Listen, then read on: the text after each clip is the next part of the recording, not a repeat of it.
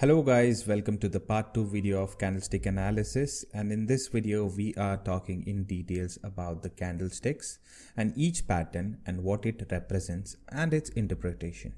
So without a further ado, let's get started. If you guys haven't watched the first video, I have mentioned the link in the description. Kindly do watch and come back and watch the second video. So what is today's discussion? The outlines of topic, what we are going to learn about the each candles is big white candle, big black or red candle, doji, dragonfly doji, gravestone, hanging man, hammer, inverted hammer, spinning top, shaven head, shaven bottom, and Marubozu. So all these candles, what we're going to learn is about what exactly they represent and how do they react in market condition. So we have a beautiful quote. Let's read this once. Education is not preparation for life. Education is life itself. It's a very beautiful word said by John Dewey. I guess everyone should follow this. So starting with the first one, big green or red candle. All right. So how does it look? It has a big body, small wicks, tails or shadow. Even you can call them as shadows, tails, and it has a very big body, whether it can be bull or bear. Interpretation is trend continuation. So let me tell you how exactly it works. All right, so now the bulls have entered the market. The buying pressure is huge and the market is going up and up, and the market has gone up. This is the high. What is it has it made? And from there the bears have tried to sell the market. They've pushed the market down, but they could not sustain it. And thus this big green candle appears. The same happens here as well. It has opened here. The bulls tried to buy the market and they tried to make a level of high, but the bears were so aggressive. They sold the market. They kept selling, and the buyer's pressure began from here, but still it did not end. So this whole candle becomes a big bear candle. It's a very simple candle, guys. The buying pressure is more, that is why it has a big body. The selling pressure was more, that's why it has a big red candle. Either it can be of any color. As I've told you before, people set colors according to the preferences. Most commonly used is green and red to understand it better. That is it. So guys, let's see what kind of a trend continuation does it gives in a chart, so you'll understand it better. So as you could see here, the first candle, see, this is a big bull candle, and there's another big bull candle, and you see the trend is continuing here. 1, 2, 3, and after this there's a continuation of 1, 2, 3, 4 sessions where the market has gone up. So this candle gives a trend continuation, guys. Trend continuation as in whatever the trend is, it will continue. So see here, the trend has continued. Whereas looking at the red candle, you see here, see, every candle is not exactly how it looks. You need to have an exercise to practice and look for the candles. It can always not be as pretty as these candles. Sometimes it might come in this shape as well, but you should have a right eyes to figure it out.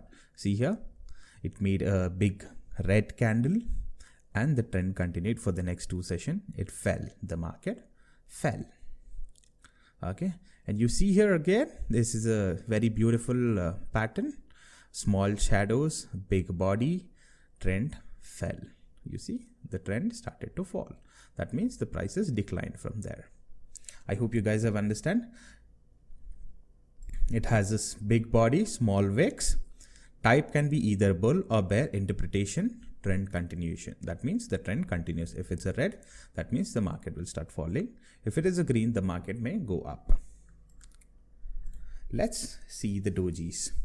Dojis are very interesting, and dojis are always used as end of a trend. So whenever a doji comes, people think there is the end of the trend. So why there is no end of the trend? Because this dojis doesn't have a body. So when dojis doesn't have body, that means neither buyer is interested in buying, neither the sellers are interested in selling the market. So that is how a doji is formed. See, there is no body at all. Dojis will never have a body. So there are three different types of dojis. One is normal doji, a classical doji, what you call. The second is dragonfly doji. It somewhat looks like a dragonfly. Oh, I hope you all have seen how dragonflies look, right? So it's a dragonfly doji and a gravestone doji. I hope you all have seen what is a gravestone. So a gravestone will always have a kind of, a grave, then a stone on the top of it. So it is a gravestone doji.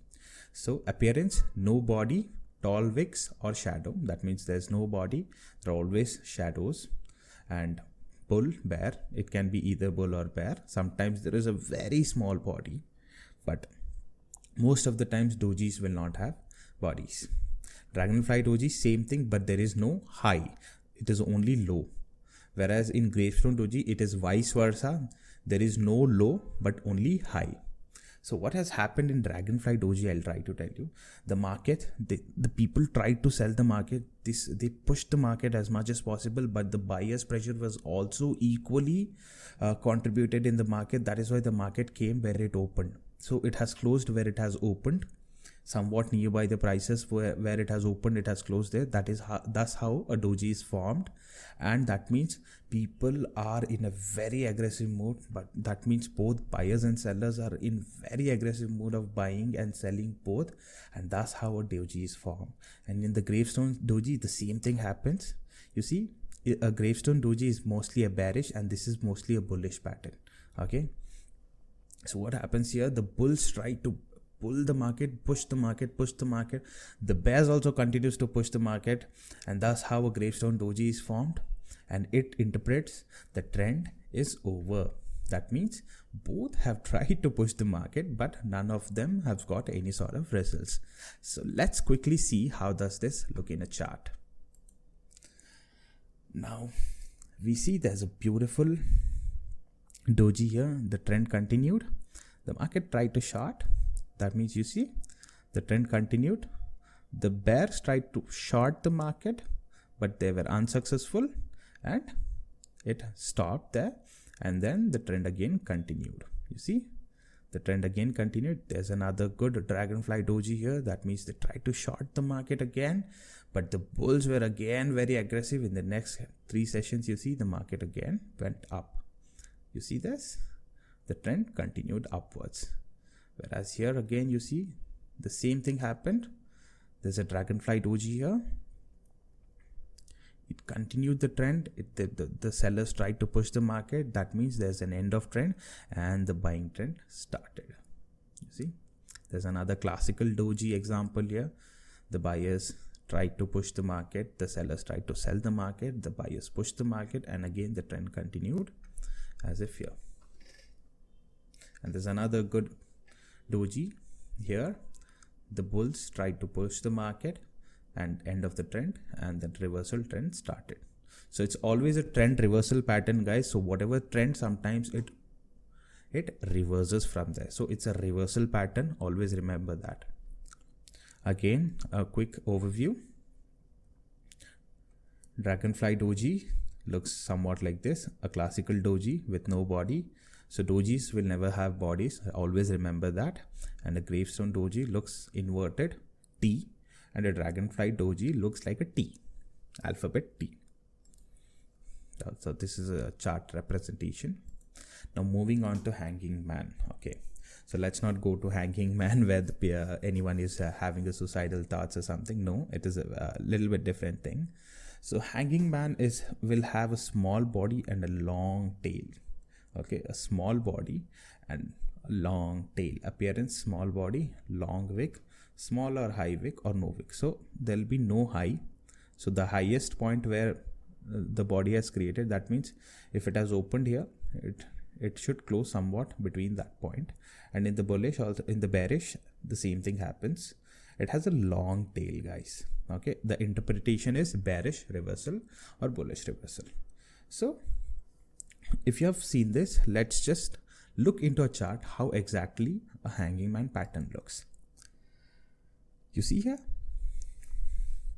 the first hanging man pattern, it looks here, the trend is uptrend, and then there's an hanging man, and then there's a reversal. You see, there's a reversal there. Then again the market went up, a hanging man came, and the market fell.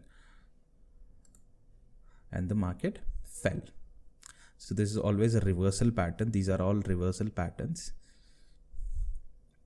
Once there's a hanging man here and the market fell, then again the market went up, there's another hanging man and the market fell again. And the same thing, see, there's an uptrend, the market fell, and there's another one here and the market started to fall here again. So this is a classical example of a reversal candles. These are all reversal candles. That means a trend is reversed. That is why hanging man patterns come into the picture. Next is a hammer pattern. So hammer pattern is somewhat similar to hanging man, but it has a shorter tail. Okay, this has a shorter tail. That means whatever the body size, twice the body size the tail is. We call this as hammer patterns. It can be either in bull, or bear, and the interpretation is trend reversal. The trend reversal. That means hammer pattern means the trend is stopped there. Now the trend is different. Now let's assume there is a big buying trend happening in the market. Then suddenly the hammer pattern comes. That means the trend has been over there and a new trend starts. Maybe it's a reversal trend, or maybe the trend continues, depending on the buyers and sellers mood. It's the same thing again. You see, the sellers had tried to push the market as much as possible, but the buyers were successful to close it in the green. The same thing has happened here in the reversal pattern. The seller tried to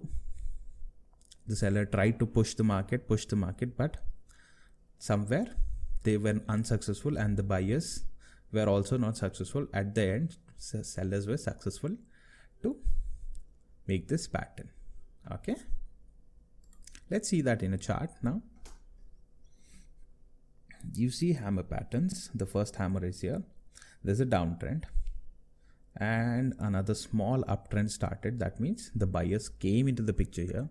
They tried to buy the market as much as possible, but the buyers pushed as much as possible, but the sellers were successful, and the trend got reversed and the market started falling. So the next 3 sessions, the market fell. Now again here, the sellers tried to pull the market, and there's a hammer pattern, and there's an uptrend, a small trend, not a big one, but a small trend. And here is a very classical example of a beautiful hammer. There's a good downtrend, the market fell, and finally it has stopped here. The seller tried to push the markets, but buyers were aggressive in buying here, and they bought the market, and from there you could see there's a good uptrend. Okay, the hammer pattern is always a trend reversal pattern, guys. Now inverted hammer. So it is a vice versa.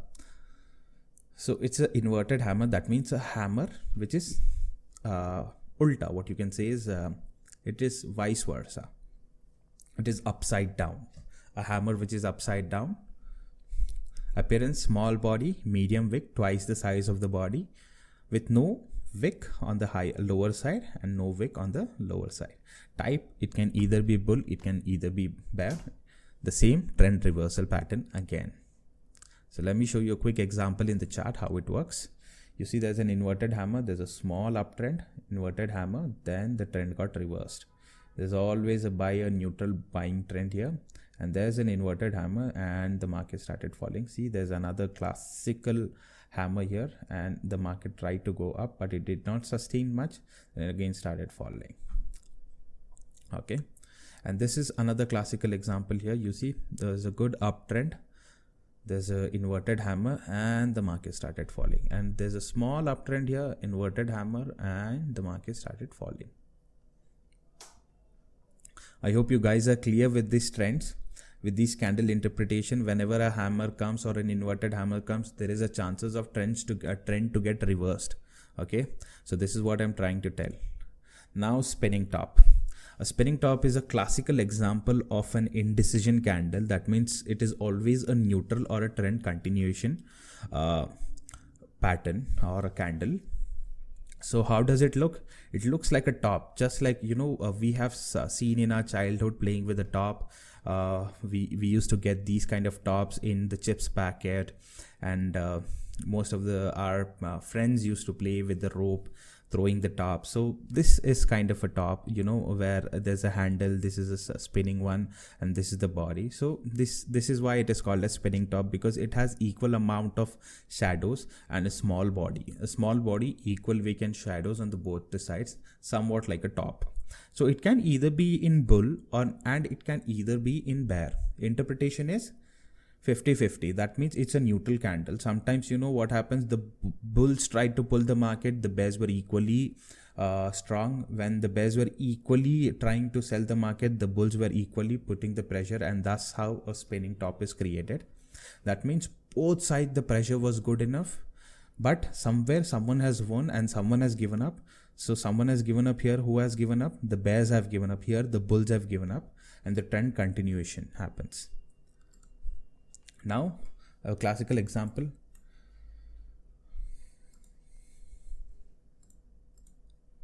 Okay, a classic example here. There's a good green candle here, a spinning top, a big one, and the trend continues here.